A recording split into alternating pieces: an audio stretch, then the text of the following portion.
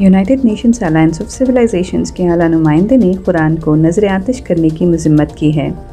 Swedish Danish کے انتہائی دائیں بازو کے ایک سیاستدان راسموس پیلوڈان نے جمعہ کو مقامی پولیس کی حفاظت میں سویڈن میں ترک سفارت خانے کے باہر یہ حرکت کی تھی۔ موریٹینوس نے اظہار رائے کی آزادی کو بنیادی انسانی حق کے طور پر برقرار رکھنے کی اہمیت پر زور دیا ہے، لیکن وہ اس بات پر بھی زور دیتے ہیں کہ قرآن جلانے کا عمل مسلمانوں کے خلاف نفرت کے اظہار کے برابر ہے۔ موریٹینوس اقوام متحدہ کی ایک ایجنسی کے سربراہ ہیں اور مختلف کمیونٹیز میں افہام و تفہیم کو فروغ دیتے ہیں۔ ترکی کے وزیر خارجہ نے بھی احتجاج پر پابندی لگانے میں ناکامی پر سویڈش حکام کی مذمت کی ہے اور کہا کہ یہ آزادی اظہار نہیں بلکہ ایک ریسسٹ ایکشن ہے۔